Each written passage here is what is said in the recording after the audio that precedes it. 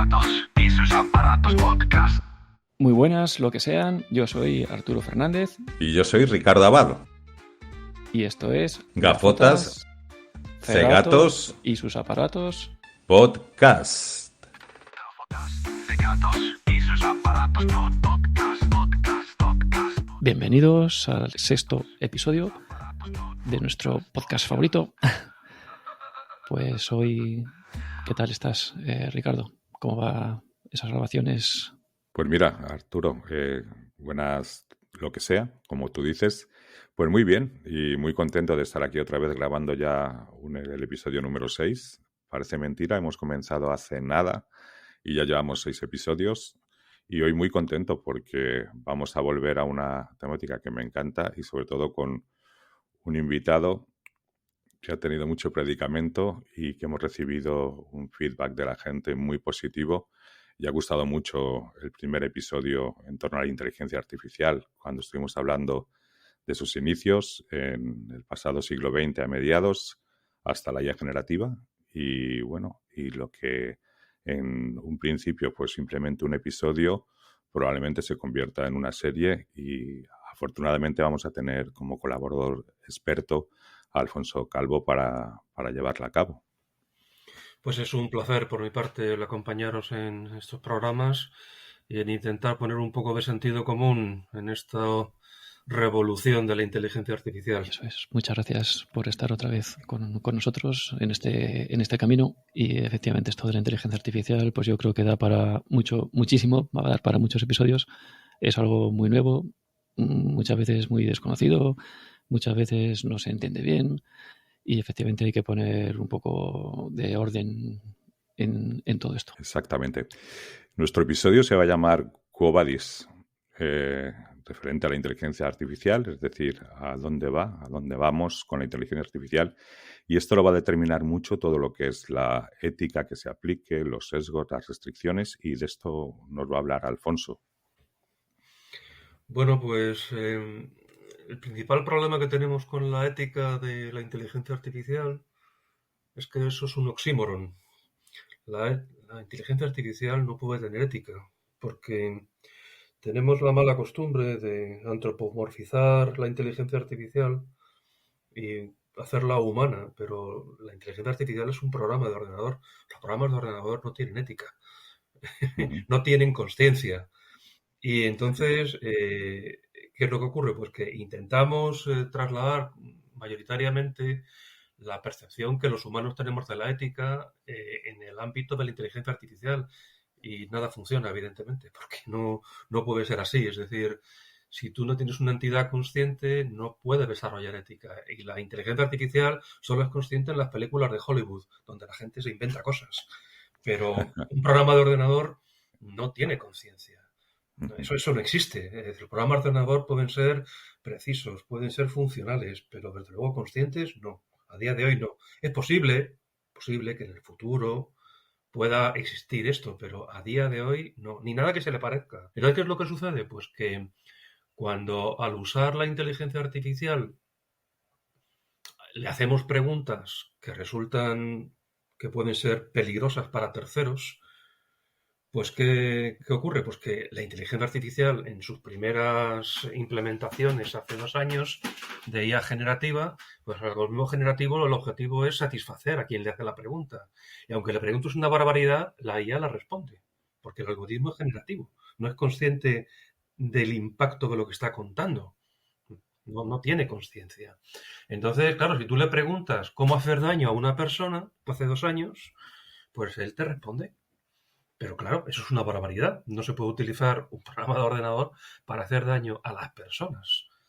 Con lo cual, la única manera en la cual se ha podido implementar una cierta ética, por llamarlo de alguna manera, en los programas de ordenador es a base de restricciones. Es decir, si un programa establece un diálogo con un ser humano, pues lo único que podemos decirle a ese programa es que a través de ciertas palabras claves, determinados temas o tipos de preguntas o sesgos de conversaciones, pues prohibirle al programa que aborde ese tipo de conversaciones. Pero esas restricciones son la única manera de poder implementar una cierta ética en un programa de ordenador. Los seres humanos no funcionamos así. Los mecanismos de ética se desarrollan de otra manera. Y como siempre estamos estableciendo comparaciones entre cómo funciona un ser humano y un programa de ordenador, pues claro, el programa de ordenador sale perdiendo siempre, evidentemente. No puede Exacto. salir limpio y victorioso de esta lucha, en la cual de momento no puede ganar, de momento. Claro, porque la ética humana no está dentro de un modelo restrictivo. Efectivamente, a ver, existe, digamos, al final, un mecanismo de restricciones, pero que no se implementa de la forma en la que lo hemos hecho con los ordenadores. Es decir, al final lo que sucede es que ciertos parámetros éticos o morales sí que implican conductas restrictivas, pero no están implementados de la misma manera en la que lo estamos haciendo con los programas de ordenador, donde básicamente lo que se le dice son un conjunto de temas y de términos que no se pueden abordar directamente. Claro, como eso es una lista, lo que se está elaborando, al principio esa lista era muy mala y entonces se colaban muchas conversaciones peligrosas, pero después de 2 años, pues ya digamos que hay una lista suficientemente amplia para que sea razonablemente buena. ¿A qué se dedican los expertos de informática? Pues a intentar saltarse esa lista. Es decir, que de alguna manera tú puedes intentar engañar al ordenador a través de subterfugios lingüísticos que hagan que finalmente te entregue la información, porque debemos pensar que el algoritmo generativo siempre intenta darte una respuesta. Entonces estamos luchando contra la propia naturaleza del algoritmo generativo. Pero a base de subterfugios, pues efectivamente es posible saltarse ciertas restricciones. ¿Y qué hacen los desarrolladores? Pues aumentar el conjunto de restricciones cuando se descubre que efectivamente hay maneras Por donde hace aguas. Efectivamente. Entonces, ¿qué es lo que sucede? Pues que esto, digamos, es un proceso de ensayo y error. Entonces, luego la prensa, que claro, la prensa ha encontrado en la inteligencia artificial una víctima propiciatoria. La inteligencia artificial no se puede defender a sí misma porque no tiene características humanas. La IA no tiene conciencia de sí misma, no puede hacer nada. Entonces, ¿qué es lo que sucede? Pues que es una partida desigual. ¿Vale? O sea, tenemos un grupo de periodistas que están buscando siempre una noticia que les haga vender publicidad frente a unos programas de ordenador que no tienen ni idea de lo que están haciendo con ellos, básicamente. Sí, y yo quería hacerte una pregunta. El otro día nos dejabas claro que la IA es muy amplia y nosotros estábamos hablando últimamente, cuando la han popularizado, de los chatbots. Son estos chats donde podemos escribir, recibimos respuestas, podemos hablar, recibimos también respuestas habladas, pero a fin de cuentas es una forma de presentar un tipo de modelo de inteligencia artificial. Comentas que siempre aquí el algoritmo está configurado para que siempre conteste. Supongo que esto será para que sea más efectista, ¿no? No, es la naturaleza del algoritmo generativo. Evidentemente, cuando hablamos Vale. de que el algoritmo es generativo, lo que significa es que el objetivo final del algoritmo, el programa de ordenador, es entregar una respuesta. De ahí proceden todo el tema de las alucinaciones. Es decir, aunque el programa no tenga toda la información, en su objetivo de generación inventa lo que le falte. Está en la propia naturaleza Está en de la la... naturaleza del algoritmo, correcto. Vaya, Es decir, con lo estamos cual, tratando con algoritmos que son, vamos a decir, mm, excesivamente amables, vamos a decir.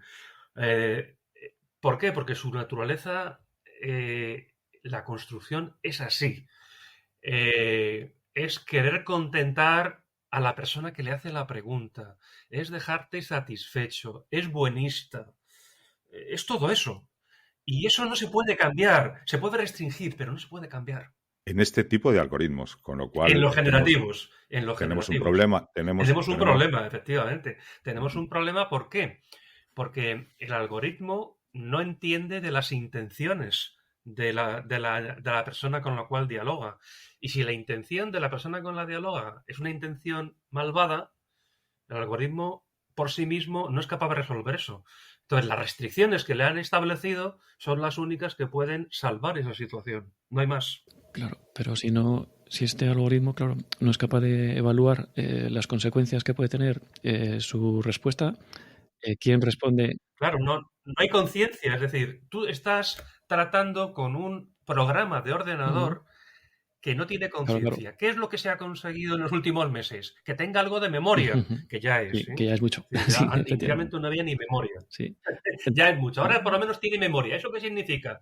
Que si durante la conversación que tienes con el programa le hablas de algo que anteriormente ha aparecido en la conversación, Ujú, efectivamente el programa lo usa. ujú. Eso ya es un Ya avance. has ampliado su contexto, ¿no? Ha Para ampliado el tomar. contexto, correcto. Ujú. Entonces, el contexto ahora pues es muy amplio. ¿Por qué? Porque como estos modelos están usando ordenadores terriblemente potentes, pues el contexto pueden ser más o menos, digamos, como 1000 páginas, para que nos hagamos una Ujú. idea, lo cual es mucho Ujú. contexto, ¿vale? Pero repito, eso que puede parecer volumétricamente una cifra impactante, en términos de inteligencia humana es poco significativo. Ujú. Es poco Claro. significativo. Pero esto nos lleva a una pregunta importante, ¿no? Que ¿quién es el responsable de esas contestaciones? Bien. Eso es una pregunta muy buena que ya está respondida en la propia historia de la informática. Daros cuenta que llevamos 70 años de historia de la informática, más o menos. Desde principios de los 50, vamos a poner esa fecha como arranque de los programas de ordenador. Vale, en esa 70 años de historia ya se planteó qué responsabilidad tenían los programas de ordenador. Y ya, digamos, los legisladores han establecido que un programa de ordenador no es responsable de nada. No puede ser, eso no es posible, ¿me entendéis? ¿Quiénes son los responsables? Las personas y o las empresas titulares de esos programas. Esos son los únicos responsables. Entonces, ¿eso qué quiere decir? Por ejemplo, en sistemas médicos, que son los más delicados que tenemos hoy en día. ¿Quién es el único responsable de un sistema médico? El médico que atiende. Aunque ese médico haga uso de unas máquinas y unos programas de ordenador, con Que serían independencia, herramientas. exactamente, son herramientas, con lo cual, efectivamente, la herramienta, imaginad que es defectuosa, ¿vale? Pero con independencia de lo apropiado o defectuosa que sea la herramienta, la responsabilidad siempre recae en un ser humano, en este caso el médico que atiende ese caso que es problemático, ¿vale? Luego, efectivamente, el médico, el hospital, podrá pedir responsabilidad a la empresa que ha construido la herramienta, pero eso ya es una cosa interna, ¿me entendéis? De cara a la relación con el paciente, el médico es el responsable con ese paciente y todo lo que el paciente considere solicitar como daños y perjuicios, pues se los solicitará al médico, que en realidad será al hospital dentro del cual está ese médico, básicamente. ¿Vale? Entonces, no se piden responsabilidades a los programas de ordenador, se ponen evidencias en relación a los programas. Y dice, oye, este programa no ha funcionado bien, ¿vale? Pues se va a exigir responsabilidades en general al titular humano de ese programa. Siempre. Claro. Siempre. Y aquí tendremos mucho que aprender porque yo creo que todavía no vemos esto como una herramienta. Lo vemos como no, si a mí me lo ha dicho esto, a mí me lo ha dicho el ordenador, pues la verdad. Claro, efectivamente, pero es una herramienta y eso es lo que intentamos trasladar en estos programas. Es decir, oiga, la IA es una herramienta, como lo han sido los programas que han venido anteriores, es una herramienta de una naturaleza distinta a los programas que hemos tenido hasta ahora, pero sigue siendo una herramienta. Y lo Claro. seguirá siendo durante unos cuantos años. Entonces, es posible que efectivamente en un futuro haya un cambio cualitativo, pero eso está por ver. Y todavía nos encontramos con programas de ordenador. Y todo un programa de ordenador no le puede exigir ninguna responsabilidad. Nunca se ha hecho en 70 años y no va a ocurrir ahora. Claro, pero esa personificación hacia la IA es interesante para esta gente que has comentado tú antes, que son los que hacen literatura sensacionalista para sus diarios y prensa, y es mucho más atractivo. Sí. Eso es, la prensa carga contra la IA. Y entonces los titulares Ujú. pues son como muy sabrosos.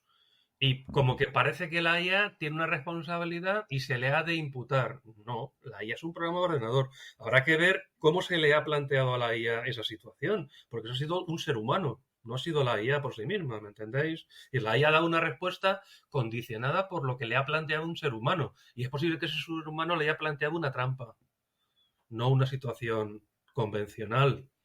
Entonces, claro, si tú Ujú. presentas una trampa y vas buscando tres pies al gato, al final la inteligencia humana vence al programa de ordenador. Todavía sí, ya veremos en el futuro, pero de momento lo vence. ¿Por qué? Porque el programa de ordenador tiene unas limitaciones. El ser humano es mucho más amplio, y más si ese ser humano ya está buscando la manera de encontrar los 3 pies al gato. Claro, y los humanos que somos muy dados a dejar la responsabilidad a otros, pues aquí sí muchas veces se ve que tenemos la ocasión, ¿no?, de que la toma de las decisiones la tome otro, que en este caso es un programa de ordenador. Pues ya se han dado casos, ¿no? Hay historias a lo largo de todo el mundo de que se ve que esto no funciona, pues en varias policías en Estados Unidos, que se deja la toma de decisiones a una inteligencia artificial para que decida si una determinada persona, pues el porcentaje, la probabilidad que tiene de ser reincidente o no. Y como estos sistemas pues utilizan sesgos de raza, de sociales y demás, pues al final tampoco son Vale, vamos a hablar un objetivos. poco de ese tema de los sesgos, aprovechando ya lo que estás diciendo. Vamos a ver. Los programas de ordenador nunca han sido perfectos. Nunca. Eso no existe. O sea, todos los programas de ordenador tienen fallos. Todos. Estadísticamente hay un fallo en cada 100 líneas de código fuente, aproximadamente. Estamos hablando de programas de ordenador que tienen millones de líneas de código fuente, lo cual quiere decir que hay docenas de miles de fallos. Eso ya por la propia construcción. Y eso no ha cambiado hasta ahora. Es decir, no sé si en el futuro esto mejorará, pero de momento seguimos teniendo programas que tienen fallos. Y los de la inteligencia artificial no es que tengan fallos, sino que sus fallos se ven multiplicados por la maledicencia de la prensa. Es decir, que cada pequeña cosita que hacen es absolutamente Es un drama. es un drama, efectivamente. O sea, parece que el mundo se va a detener debido a algo que ha ocurrido. Luego, eso por una parte. Los errores siempre han existido y van a seguir existiendo. En segundo lugar, los programas de inteligencia artificial son de naturaleza estadística y probabilística. Y eso añade todavía más, voy a decir, fallos. ¿Por qué? Porque a diferencia de los programas imperativos donde esto es blanco o es negro, aquí lo que te dan es una probabilidad de que algo sea cierto. Un 80%, un 90%, pero es una probabilidad. Y esto todos debemos entenderlo. Por eso, al final, cuando un sistema de IA toma las decisiones por sí mismas y no hay un ser humano que las tome, lo que hay ahí es una dejación de funciones. O sea, nunca se debe permitir que un programa de inteligencia artificial sea autónomo. Tan autónomo que los seres humanos no estén supervisando. No, porque no sabemos hoy en día las consecuencias de eso. Nos podemos meter en un lío muy grande. Eso es una dejación de funciones, una dejación de humanidad, que podemos pagar un precio altísimo debido a esto. Entonces, la inteligencia artificial siempre debe estar bajo supervisión humana, mayor o menor. Que es muy tentador.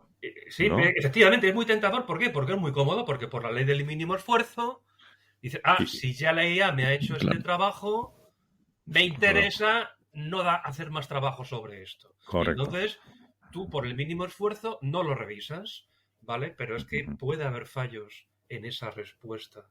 Y ya somos conscientes de ello. Pero aún así, parece que esa ley de mínimo esfuerzo, ese errar es humano y volver a errar en lo errado, eso sí que es muy humano, ¿vale?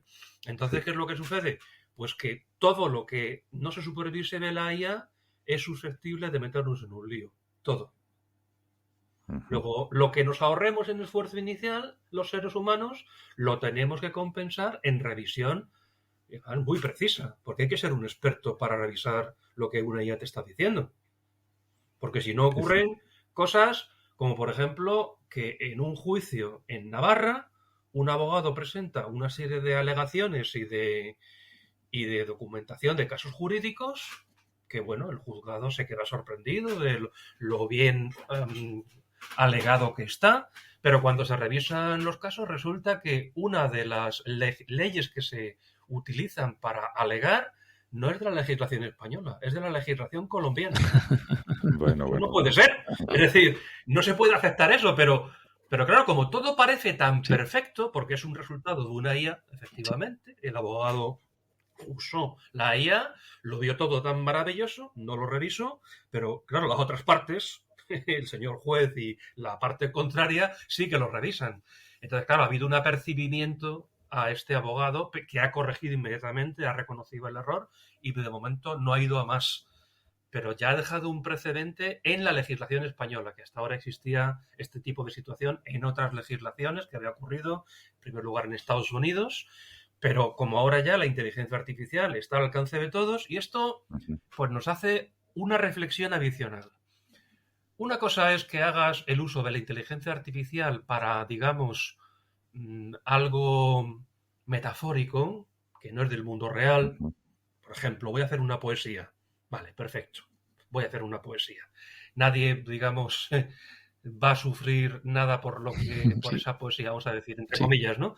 Pero otra cosa es que un abogado lo use en un Claro. juicio. Ahí hay consecuencias. ¿Eso qué quiere decir? Que una IA genérica en ningún caso se debe utilizar en un entorno profesional. Jamás.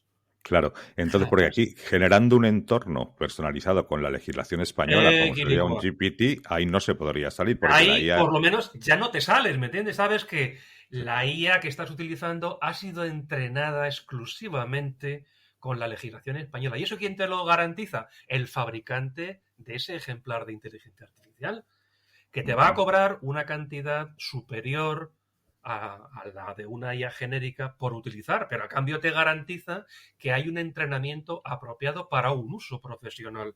Entonces, cualquier uso profesional solo debería estar al amparo de IAs personalizadas para ese uso profesional.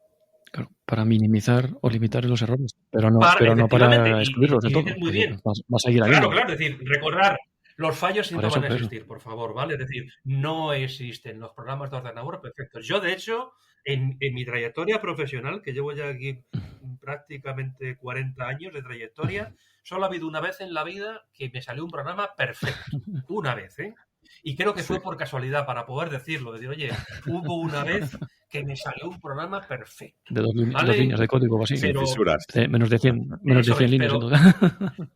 era un poquito más grande, ¿vale? Voy a decir que tenía en torno a 1000 líneas de código fuente, ¿vale? O sea, el programa No falla. pequeño. Pero aún así, quiero decir, Sí. incluso en los programas pequeños los fallos son normales, ¿me entendéis? Pero Sí. no, hubo una vez Sí. en mi vida que me salió un programa sin fallos.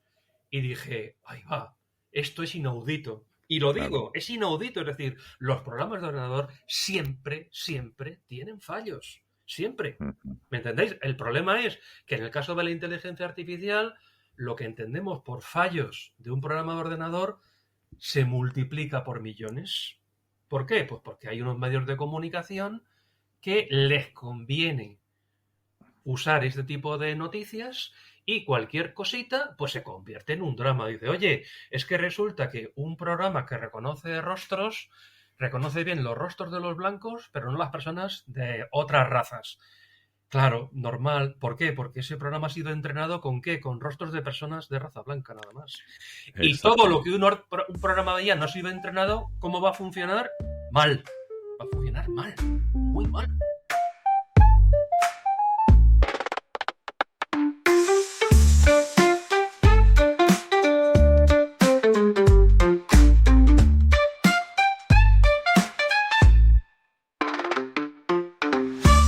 Exactamente. El sesgo es consecuencia de los datos que hemos utilizado. Efectivamente, es decir, hay un entrenamiento, que en el caso de la IA es muy largo, muy costoso, y por mucho entrenamiento que hagamos, de verdad, es que los casos de prueba de un programa de ordenador son infinitos, ¿me entendéis?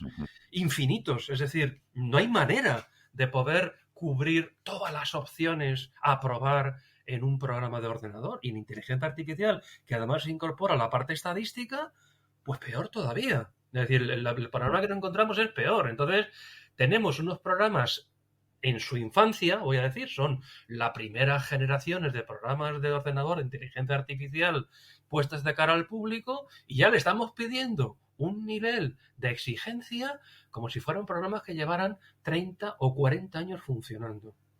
Y esto es pedirle peras al olmo.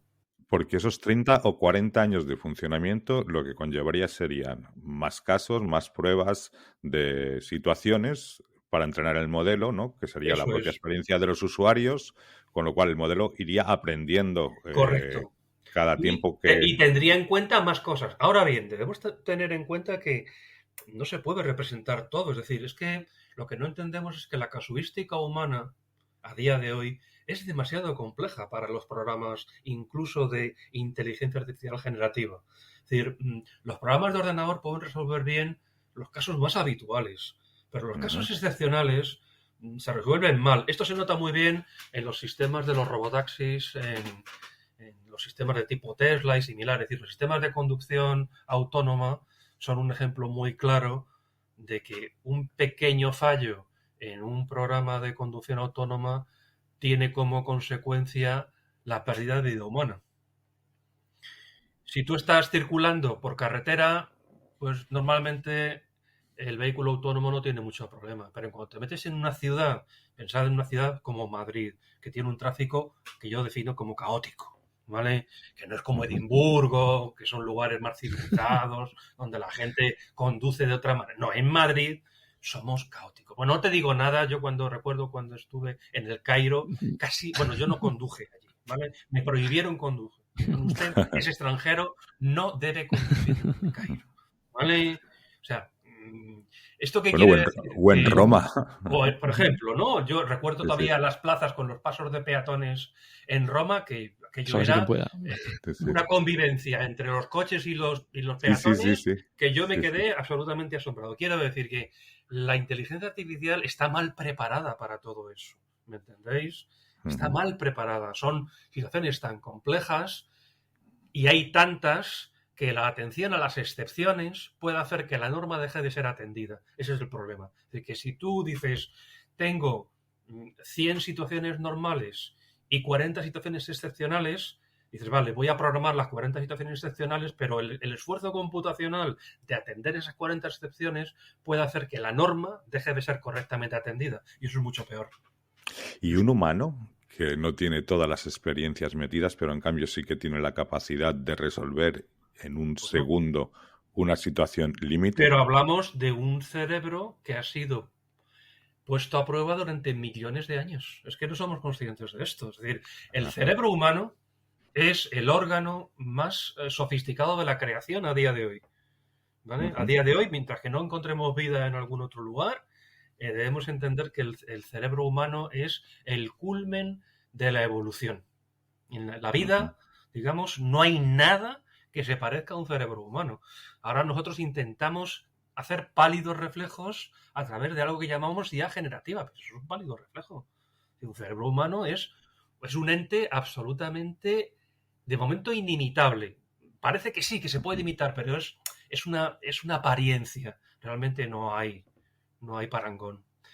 Y somos 8.000 millones de personas en la Tierra. Quiero decir que eso es una capacidad que no ha existido en la historia de la humanidad, no ha habido nada así. Claro, y la IA lleva 4 días, como quien dice. Al final... Lleva 2 años, ¿me entendéis? Lleva 4 días. Es una recién llegada. Sí, sí. Y todavía son pruebas de laboratorio muchas veces. Todavía el escenario real lleva muy poco tiempo. Son pruebas de laboratorio y muchas veces en un laboratorio no se te ocurren muchas situaciones reales. A los primeros Tesla que circulaban, pues les daba por meterse debajo de los camiones de bomberos. Un enorme bicharraco rojo gigante y el Tesla se metía debajo con las consiguientes consecuencias. Sí, sí, sí. Claro, porque a nadie se había ocurrido en el laboratorio probar eso. Me llama mucho la atención cuando los Tesla, que reconocían ya con cámaras de vídeo, ¿no?, el entorno, ya no utilizaban los LiDAR, los desestimaron, de repente bajaban en el ocaso la velocidad. Y es porque el sol, cuando se ponía de color naranja a lo lejos, lo identificaban como semáforo en ámbar. Y entonces reducían la velocidad, ¿no? Es decir, lógicamente supongo que lo habrán corregido. Sí, pero fíjate que cada una de esas situaciones que mencionáis tiene que ser identificada y luego hay que cambiar un programa que tiene ya docenas de millones de líneas de código. ¿Entendéis? Y no romper otra cosa. Cada cambio de esos que se hace, claro, puede romper otra cosa perfectamente. Puede romper otra cosa. Es decir, son programas tan complejos que cada vez que tocas en una esquina, puede que en otra, dentro de un tiempo, aparezca un roto. Sí. Entonces estamos hablando de cosas que son realmente complicadas. Aún así, hay que decir que los sistemas de conducción autónoma pues cada vez son mejores. ¿Por qué? Porque se está poniendo mucho dinero alrededor de eso. Ujú. Entonces, con Sí. todas esas cantidades de dinero, cientos de millones de dólares, pues todo eso al final, puesto en un proyecto donde hay una organización que lo que está pensando es en corregir una serie de miles de errores que han aparecido, pues al final eso se acaba resolviendo. ¿Pero por qué? Porque hay una cantidad ingente de dinero que permite resolver todo eso. Eso, los propios vehículos, igual que utilizan el sistema, en este caso la inteligencia artificial, para circular, también cuando están circulando la utilizan para retroalimentarla, ¿no? Y que siga aprendiendo de nuevas Sí, situaciones.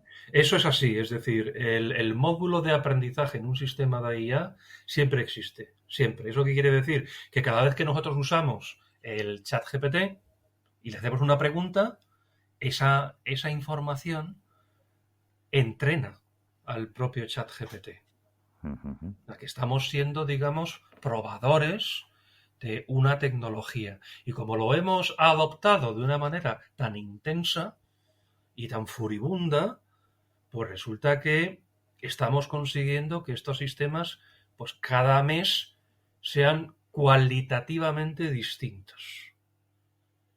Y el ser distintos lo que significa básicamente es que cada vez pueden resolver más, voy a decir, problemas relacionados con las personas.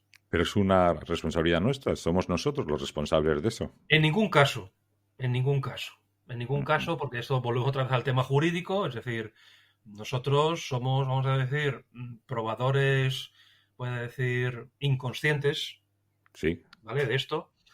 Aceptamos que usamos una IA que puede generar respuestas erróneas. Os recuerdo el mensaje que aparece hoy en día en todas las interfaces de las inteligencias artificiales, como que es un sistema que puede responder de forma errónea y en consecuencia es un juego al que nos prestamos porque nos conviene, porque a fin de Ujú. cuentas lo que obtenemos de estas IAs es algo que lo podemos utilizar para muchas cosas. Entonces, no somos responsables, no, los responsables son los titulares de ese programa, única y Ujú. exclusivamente. En este caso, OpenAI, en el caso de ChatGPT. ¿Vale? Ujú. No hay más responsable, no hay más. ¿Y cómo se puede reducir estos sesgos que introducimos que tienen estos sistemas? ¿Con más datos de entrada o hay otras formas de poderlos reducir? Con más pruebas. Es decir, tú dices, mira, yo es que resulta que hemos descubierto que las personas, por ejemplo, de la Polinesia, pues no son apropiadamente tratadas. Vale, pues entonces se crean casos de prueba en relación a las personas de la Polinesia, pero claro, es porque alguien lo ha descubierto. Es decir, Correcto. no puedes pretender que la propia IA descubra sus carencias. No, porque no tiene Ujú. conciencia. Y es lo primero que hemos dicho hoy. Eso no existe. ¿Vale? La conciencia la tenemos los seres humanos. Y somos los seres humanos los que nos damos cuenta de las carencias. Entonces, esos seres humanos que informamos a OpenAI a través de un mecanismo que tienen establecido, o los propios ingenieros de OpenAI con una red de colaboradores que tienen, quienes ya, digamos, poseen los mecanismos para intentar ampliar el alcance del funcionamiento de las IAs. Pero no podemos pretender alcanzar la perfección, eso no existe. Esto es curioso porque para darte cuenta de esto, de que está ejerciendo un sesgo, se tiene que dar una circunstancia casual. Sí, Leyendo una historia, hablaba de que habían denunciado a una entidad bancaria porque a la hora de asignar los préstamos utilizan mucho la inteligencia artificial desde hace mucho tiempo para ver el riesgo las entidades bancarias. Bueno, pues una pareja había pedido uno de ellos, David, creo que se llamaba, un préstamo, le había dado una cantidad de crédito altísima. La mujer, que tenía las mismas sensaciones, porque hacían declaración compartida, conjunta, perdón, tenían el mismo tipo de ingresos, la misma situación. Lo único que cambiaba es que ella pertenecía a un grupo étnico minoritario y, curiosamente, le daba mucho menos crédito a la mujer que a él, teniendo las mismas circunstancias de partida, ¿no? La misma situación. Entonces, claro, se tuvo que dar este caso, pero es muy excepcional, si no, no te das cuenta, ¿eh? Sí, pero de alguna manera fijaros que, a ver, los programas siempre han reflejado los sesgos de los programadores, siempre. Esto ha sido así. Sus limitaciones, vamos a decir. Y en el caso de la IA, pues eso no siempre va a existir también. Aquí, bueno, debemos entender que las mujeres, en relación al tema crediticio, siempre han estado históricamente subordinadas a los hombres. Esto ha sido así. Es decir, tú en España, para poder abrir una cuenta bancaria hace 40 años, si eras una mujer, tenías que tener el permiso de tu marido. Correcto. Y esto era algo que estaba así, por ley, además. Una mujer no podía abrir una cuenta sin el permiso de su marido. Claro, ¿de qué nos va a sorprender el hecho de que un programa de ordenador no le conceda tanto crédito a una mujer como a un hombre? Sí, en este caso, disculpa, era así, es que pertenecía a otro grupo étnico, bueno, un grupo minoritario, y era una mujer, exactamente. Ese era el problema. ¿Qué es lo que ocurre? Pues que de alguna manera las restricciones humanas se trasladan a los programas de ordenador. Lo que ocurre es que ahora con la inteligencia artificial, pues eso quizás es como más patente. Antes era más oculto y ahora, sin embargo, es más evidente. Luego, por otro lado, pues lo que hay que ver es que, bueno, a ver, ¿cuántos créditos al día no se conceden a cientos de millones de personas? Y vale, y resulta que aparece una noticia que ha dado la vuelta al mundo sobre un programa de ordenador que no le da un crédito a una mujer. Vale, es lo que decimos antes del tema de el interés de los medios de comunicación. Sí. Entonces, lo que quiero decir es que está todo sacado de contexto, absolutamente fuera de contexto. Entonces, claro, si nosotros recibimos la información fuera de contexto, pues nos podemos intoxicar de una manera descomunal. Entonces, fíjate, qué maltrato tienen las mujeres. Ya, pero ¿quién ha dicho que los programas de ordenador son perfectos? Si se ha descubierto un defecto, pues el que lo haya descubierto va a buscar la manera de que eso se corrija. Y no pasa más.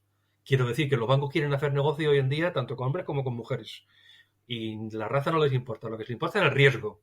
Y el riesgo no depende necesariamente de esos temas. Entonces, quien tiene ese programa de ordenador, si identifica que efectivamente eso afecta a su negocio, va a ser el primero que lo va a querer corregir. El primero. Sí, indudablemente. ¿Vale? Porque su negocio se ve afectado. Es que su negocio es hacer dinero. Y si no hace dinero con alguien, no hace más dinero. Claro. Quieren hacer dinero. Lo que está claro es que hace falta más control humano, que a veces estamos delegando esa responsabilidad a las máquinas, consciente o inconscientemente, y lo que está clarísimo es que hace falta más control humano y más verificación por parte de personas. Pero es irremediable. Es imprescindible. Es decir, aquellas situaciones que sean anómalas, necesariamente tienen que pasar por una verificación humana, necesariamente. El problema que puede ocurrir es que efectivamente se presente una anomalía y la anomalía pase desapercibida. Eso ocurre también, es otro tipo de fallo, ¿vale? Los falsos negativos, es decir, que todo esto, digamos, históricamente ya está conocido por parte de quienes construimos programas de ordenador, pero ahora parece que al llegar esto al gran público, como que se ha convertido en un gran drama. Nunca lo ha sido y no debería serlo. Claro. Que me acuerdo aquella anécdota también, que un padre, pues su niño era un bebé, pues tenía una erupción, en la zona genital, pues han salido granos y estaba anualmente irritada, y le hizo una foto y la mandó por correo electrónico a su pediatra, a su médico de urgencias o un amigo pediatra o algo así, y le cancelaron la cuenta por posible pederasta, ¿no?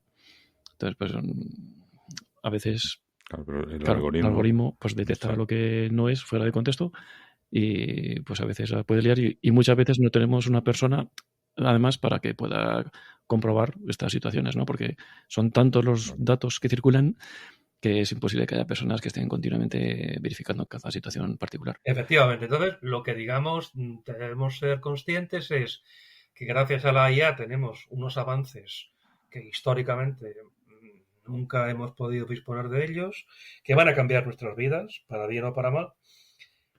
Pero debemos seguir pensando que son programas de ordenador y no asignarles atributos humanos, porque no tienen esos atributos. y debemos pensar en que son falibles, que se pueden confundir. Ahora, si están razonablemente bien construidos, ¿se van a confundir menos que un ser humano para lo que han sido entrenados? Sí, pero para lo que han sido entrenados. Es decir, tú no le puedes pedir a un programa de conducción automática que te cree una poesía, porque no lo va a hacer. Ahora, al momento de conducir, ¿puedes depositar mucha confianza en ese programa? Sí, pero mucha no es toda. Es decir, a día de hoy lo que te piden es que no te quedes dormido en el volante, como hacen algunos, ¿no? Que se les ha fotografiado a algunos conductores durmiendo con el sistema autónomo funcionando. Hay que poner un poco de sentido común a las cosas. Todavía no son tan buenos como para eso. ¿Tú piensas que pronto ya la conducción autónoma será una realidad sin asistencia humana? En Estados Unidos sí. En Estados Unidos en los próximos 3 años lo vamos a ver de una forma ampliada. Ahora mismo ya está en ciertos usos de determinadas ciudades en términos de taxis, pero yo creo que en Estados Unidos en 3 años eso se va a ver en las grandes ciudades mucha conducción autónoma.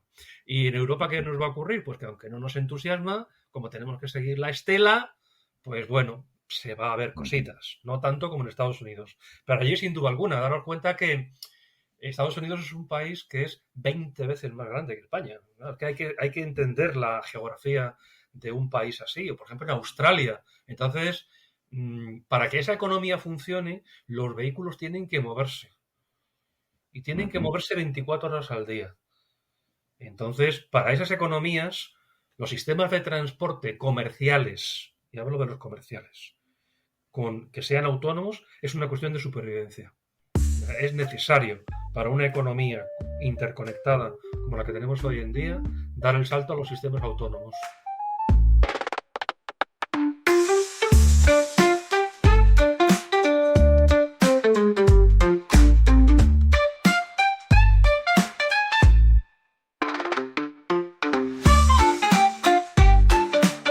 Fíjate, Alfonso, en el episodio 3 tuvimos 2 compañeros que estaban probando un dispositivo de movilidad que lo empujabas y tenía una inteligencia artificial que a raíz de unos servos te iba evitando obstáculos y podías un poco navegar con él, ¿no? Circular con él. Todo esto a pie. Claro, lógicamente esto es lo mismo, es decir, vas a tener que confiar plenamente en un dispositivo, tú sin ver, cuando vayas por una estación, cuando vayas por esto y tal.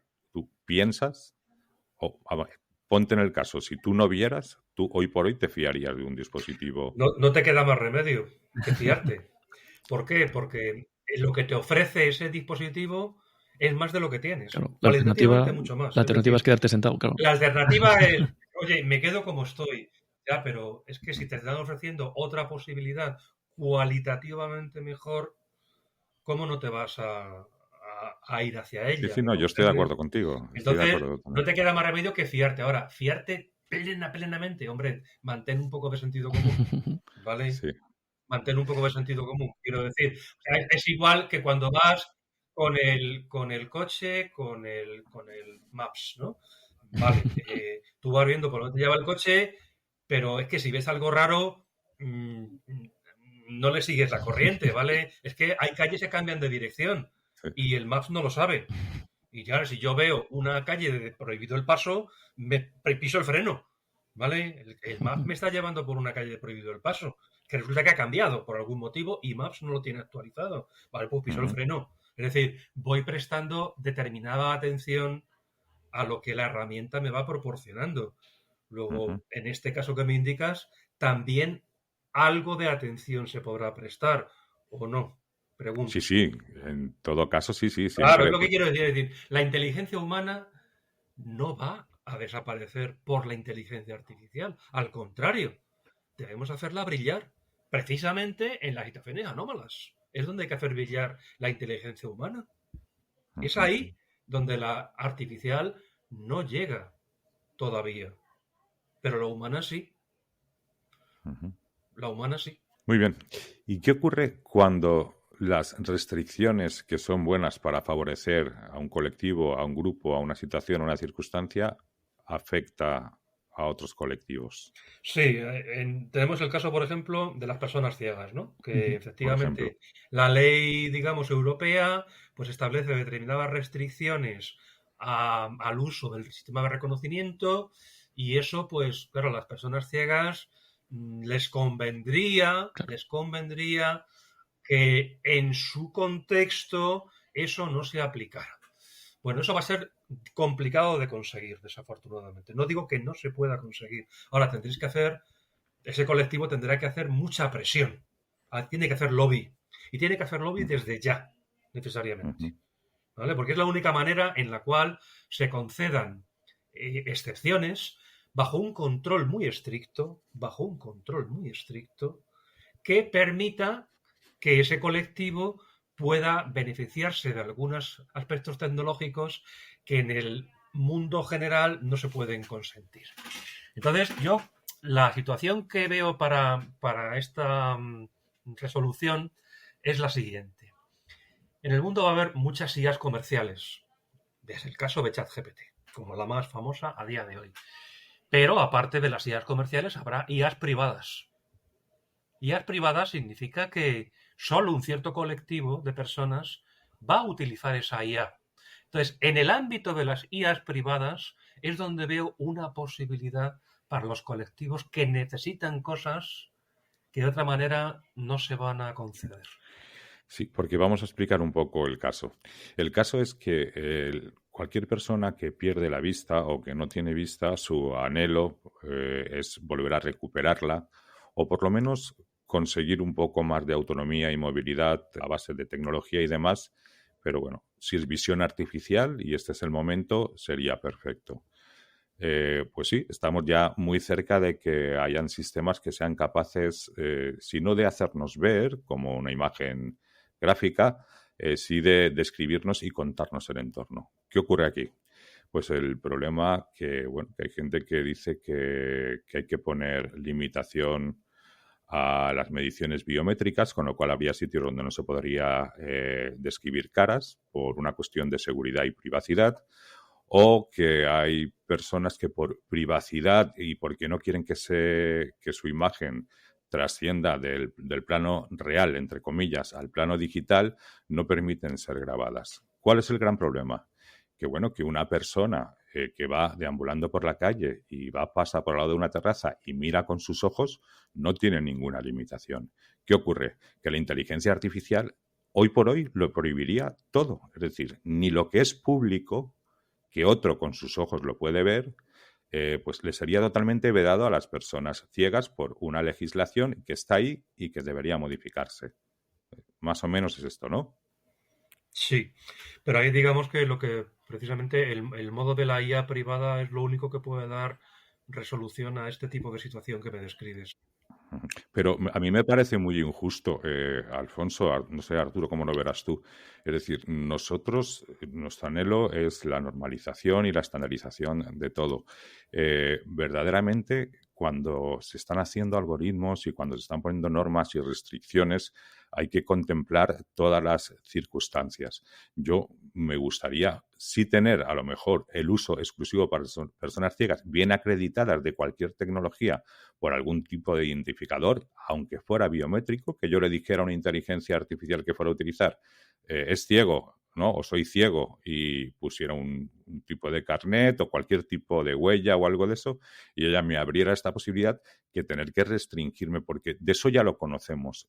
Todo lo que es la tecnología específica, hemos vivido toda la vida de ella y la hemos pagado 10 veces más cara que la tecnología estándar. Entonces, a mí particularmente, bueno, esto es para abrir es para abrir debate. A mí particularmente no me gustaría que me encasillaran ahí.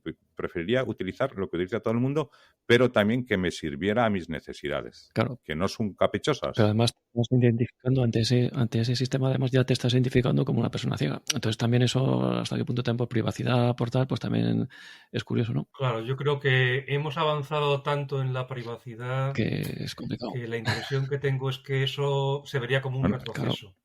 Entonces, aunque sí es cierto que esos derechos de las personas con discapacidad se van a ver afectados, y esto es innegable, pero digamos que yo sospecho que el camino vuelve a ser otra vez el camino de lo específico, desafortunadamente. Es que salvando las distancias, yo creo que hay otros colectivos, otras situaciones que también pueden darse una situación parecida, ¿no? Por ejemplo, pues en la escuela universitaria de medicina, o en los forenses, o anatomistas, o ginecólogos, ¿no? Que a lo mejor necesitan que la inteligencia artificial, pues en ese campo, pues que les dé respuestas, y no que te diga que eso, pues por pudor, por tal. Y lo van a conseguir, Claro, y lo pues van a igual que en conseguir. esos, pero Si no lo igual han que ellos conseguido en ya. ese mundo específico y dentro de esas necesidades y solo dentro con esos fines profesionales, pues si ellos pueden acceder a esa información, ¿por qué nosotros no? No, lo que está claro, y por lo que dice Alfonso, es que, por una parte, a la hora de reivindicar y mientras se pueda, hay que hacer lobby, aunque el no ya lo tengas y sea muy difícil, que él también lo ha comentado. Y por otra parte, ir experimentando con iniciativas privadas o restringidas y, lógicamente, pues eligiendo la mejor. Una que esté hecha exactamente y funcione mucho mejor que las genéricas para nuestros intereses. Claro, es que daros cuenta que el problema que tenéis ahora mismo en estos colectivos, digamos, con algún tipo de discapacidad, es que si se aplica la ley tal como está ahora mismo descrita, no hay Sí, opciones. efectivamente. Por eso tenéis que hacer lobby, ¿me entendéis? Es decir, tenéis que hacer lobby para conseguir opciones, Ujú. Sí. para que no haya una interpretación tan estricta y gracias a esa relajación existan excepciones controladas, reguladas, que permitan beneficiarse de la tecnología para que la calidad de vida mejore. Correcto. Que tenéis derecho a eso. Por supuesto. Que sí. A mí me consta que las instituciones, tanto nacionales como europeas, como mundiales, tanto de personas ciegas como de personas con discapacidad, comienzan a manejar este tema y, lógicamente, lo están viendo como una cuestión que hay que abordar. Y creo que en este caso, y al tratarse de una necesidad real, harán lobby, porque si no, lo tenemos claro. Yo lo que sí que tengo clarísimo es que esto no le interesa o no le importa a ningún legislador, ni comisión, ni nada de la Unión Europea, ni de otros sitios. Es decir, es una cuestión menor. Ahora no les preocupa. Coincido con eso. Efectivamente, la preocupación ahora mismo del legislador está en el desconocimiento en el ámbito de la propia IA. Es decir, estamos en una frontera tan novedosa que nadie sabe Sí. hacia dónde nos va a llevar. Entonces, bueno, existen casos y colectivos concretos, pero que yo creo que es un buen momento para que se organicen esos colectivos y para que defiendan unos intereses que les permita usar la tecnología para tener una forma de vida diferente a la que tienen ahora, lógicamente. Claro. Porque en muchos casos, y hablándolo con otros compañeros y compañeras ciegas, no es una cuestión que nos describan como estamos haciendo ahora el entorno y decir, ay, qué bien, mira qué bien lo hace. Oye, perfecto, porque aún estamos un poco alucinados por esa capacidad que tiene una máquina de describirnos el entorno. Es decir, es esa utilidad práctica en el día a día que le podemos sacar para cuestiones tan importantes como podría ser el seguimiento de una lesión o una herida que necesitamos mirar para informar. Pues somos un matrimonio de personas ciegas, tenemos un hijo, le han hecho una operación, queremos ver cómo está la herida y necesitamos recibir esa información. Es decir, si realmente está en una zona delicada, como comentó antes Arturo, la IA nos va a decir que no, que eso pues son unos genitales o son una zona tal o son tal y no nos lo va a permitir. Cuando en nuestro caso no tenemos otra alternativa de mirar íntimamente la herida de nuestro hijo. Por poner un caso. Y el que dice esto es irme a, no sé, a un acto, por ejemplo, escénico, como puede ser una obra de teatro, donde porque lo marca el guión, tienen que salir todos los actores y actrices en topless. Y de repente yo necesito una descripción y me va a decir que no, que se observan, como hoy lo dicen, ¿no? Personas pues en una situación poco adecuada y que no lo puede describir y que no lo va a poder hacer. Bueno, pues en mi caso lo único que pido es poder ver lo mismo que está viendo el que no tiene problemas visuales y está sentado en la butaca de al lado. Es decir, son circunstancias del día a día que parece que no, pero que bueno, que son importantes. Es visión. Tenéis que hacer lobby, tenéis que hacer mucho lobby, además, me temo. Que haremos Y caso, organizaros para que vuestros derechos sean escuchados. No veo otra manera. de poder crear hueco suficiente para que se permitan algunas excepciones en instancias controladas. No veo otra manera de poder albergar eso. O sea, un producto comercial no podéis plantear que tenga esas características. Sí, y tú hablas de lo que son las IAs privadas, ¿no? En este Sí. caso. También las hablan clandestinas, ¿no? Ese es el gran problema, veréis. Sí. Hoy en día, claro, tal como hablábamos al principio, las IAs se han empezado a colocar restricciones, pues claro, se ha generado un término que son las IAs libres. ¿Qué es una IA libre? Es una IA que funciona sin ninguna restricción. Entonces hay gente que es grandísima amante de la libertad, hasta unos extremos verdaderamente, voy a decir, superlativos, Sí. y existen IAs en el ámbito privado que son libres, que no tienen ninguna restricción. ¿Qué puede obtenerse de una IA así?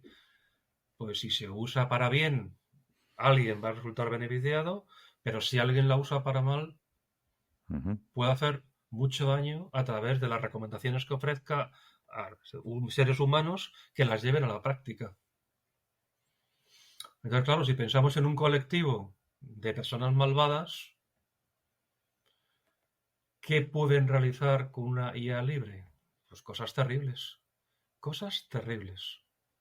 Por ejemplo, que la ciberdelincuencia se multiplique a través de una IA de estas características. Pandemias de ciberdelincuencia, por ejemplo. Sí, el crimen se organiza y se organiza con esta herramienta tan potente. Efectivamente.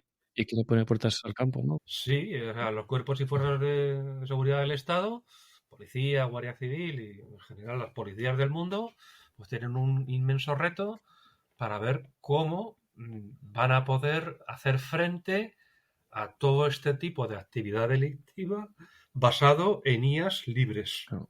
Pero siempre va a haber algún país, alguna zona en el mundo donde alguien con malas intenciones. Claro, el problema es que hay estados que promueven todo Claro, esto. siempre va a haber. En Europa incluso. Claro.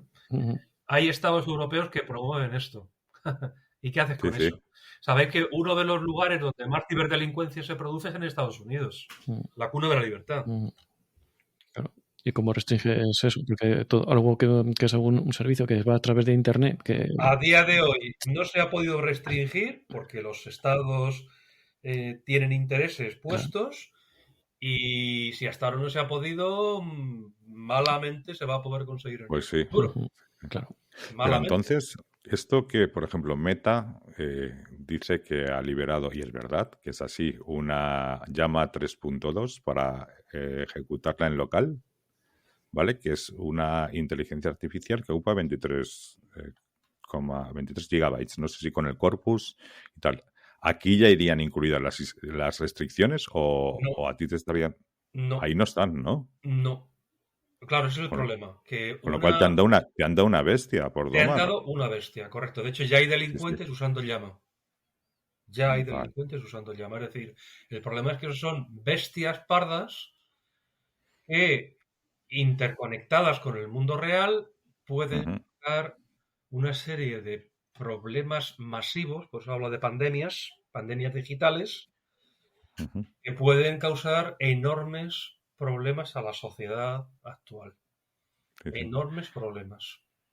Un recurso gratuito que te lo puedes descargar ahora mismo de forma sencilla, ya en cuestión de menos de una hora, ¿no? Así es. Entonces, ¿qué pasa? Que el potencial para hacer daño pues es grande. Entonces, claro, la policía tiene que disponer de mecanismos para poder luchar contra todo eso. Y no es un desafío sencillo, ¿eh? No es un desafío sencillo.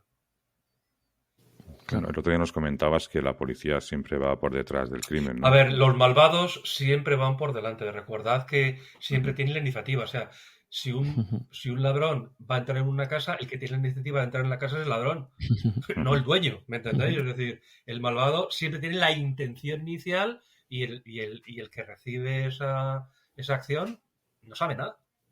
Entonces, claro, estamos un poco a expensas de lo que quieran hacernos. Nosotros ponemos ciertas medidas de seguridad, pero ningún sistema es invulnerable. Una cosa es que un sistema sea seguro y otra diferente es que sea invulnerable. Los sistemas invulnerables no existen. No existen. Claro. No quiero equivocarme con lo que voy a decir. Alfonso, tú que entre muchas cosas eres especialista en ciberseguridad, sobre todo en grandes catástrofes, ¿es así? Sí. Vale, ahora con la Dana de Valencia, yo soy de Valencia, me escandalicé porque parece ser que enseguida, es decir, pero no tardó ni un día o 2 días, el cibercrimen empezó ya a meterse en redes sociales y a comenzar a manejar todo el cotarro, ¿no? Sí, porque es tan fácilmente parametrizar un sistema para que empiece a causar daño a otras personas, gente bien intencionada, ¿no? Que dice, oye, mira, yo quiero donar ayuda a la gente de Valencia. Pues claro, si tú ves un anuncio diciendo, oye, aquí te acogemos ayuda, pues puede que ese anuncio no sea legítimo. Pero tú eres bien intencionado. ¿Por qué? Porque los seres humanos somos bien intencionados, por naturaleza. Y entonces, claro, ha habido delincuentes que se han aprovechado de esto. Lo han hecho Pero en de forma general muy... toda una parafernalia, ¿no? Parecían todo que era cierto, las imágenes, todo Todo lo han porque es un clon. Clona algo que es real. legal. ¿Me entiendes? Entonces, claro, clonar un conjunto de imágenes de 1 giga o 2, eso es facilísimo hoy en día, porque tienes programas que extraen toda la información y la colocan en otro sitio y es un clon. Todo lo digital es clonable con enorme facilidad. Con enorme facilidad. Entonces, es rápido, es eficaz en el sentido de que tú te crees la apariencia de lo que estás viendo ahí. ¿Por qué? Porque está clonado de algo que es real, que es bueno, pero está en una instancia que es mala. Y tú no eres capaz de distinguir la instancia buena de la mala. ¿Por qué? Porque la apariencia es idéntica. Es Pues idéntica. nos encantaría que un día nos hablar de ciberseguridad y de todo este tipo de cuestiones, porque veo que es un ámbito muy amplio también, ¿no? Sí. Donde... Lo es, sin duda alguna. Lo es, sin duda alguna. Sí. Muy bien. Genial, pues por ir recopilando un poco lo que hemos visto hoy, ya vamos terminando, ¿no? Perfecto. Pues ha sido un placer acompañaros en esta sesión. Y nada, confiemos que en el futuro pues haya más posibilidades. No, ya una nota un poco de esperanza para terminar. A ver, la esperanza es, sí, la esperanza es algo que no podemos ni debemos perder. Es decir, ¿estamos a merced de la iniciativa de los delincuentes? Sí, pero los humanos reaccionamos con agilidad y con rapidez.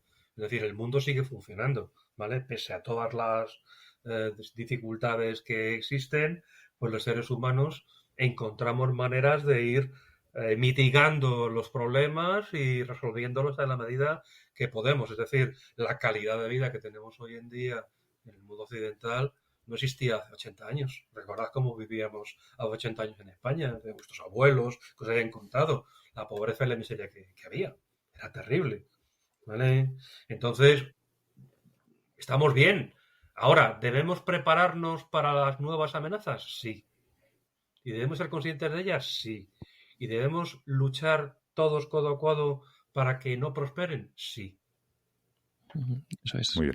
Entonces, resumiendo un poco, la ética no es de la inteligencia artificial, es de nuestro comportamiento, que es el que debe ser ético y hacer un uso razonable y medido y bien intencionado de la misma.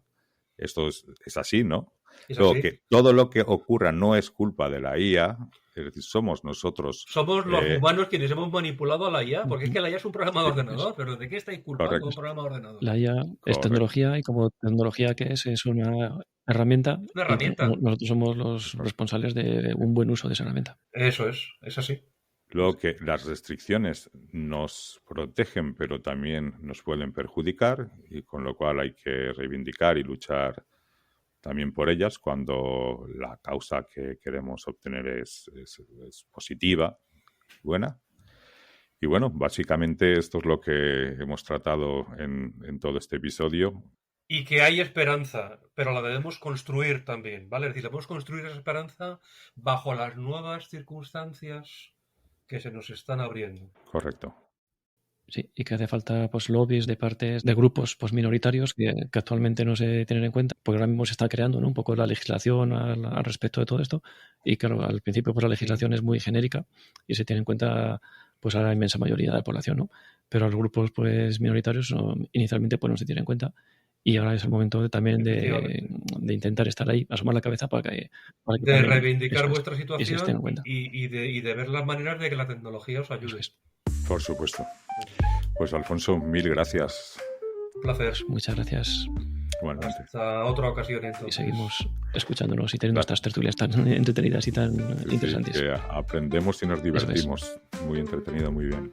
Pues si te parece, Ricardo, damos los medios de contacto para ir terminando. Pues sí, nuestro correo electrónico es gafotas@cegatos.es Y nuestro WhatsApp para mandar mensajes de texto o de audio en el número +34 644 640 792. Pues muchas gracias por acompañarnos, a Alfonso, a Arturo y a mí en esta charla, y Un espero que os haya gustado, y volveremos porque esto ya es una serie, Sí. Así que nada, Continuará. chao. Hasta luego. Adiós. Hasta otra ocasión. Chao. Hasta luego. Feliz Navidad. Gafotas de gatos y sus aparatos se dirigen al portal.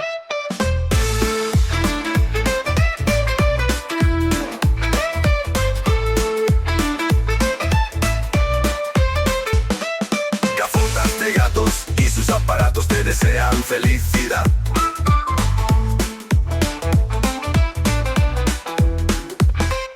Gafotas de gatos y sus aparatos te desean feliz Navidad.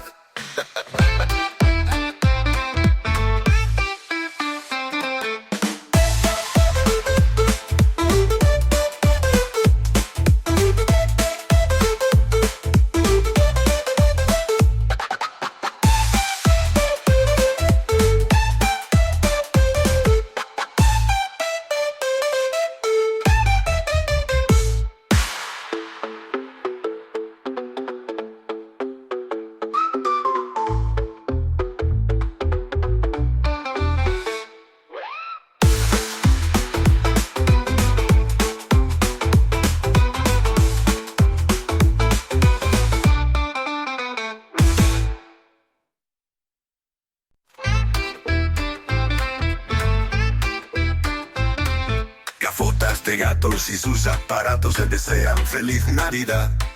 Gafotas de gatos y sus aparatos se dirigen al portal.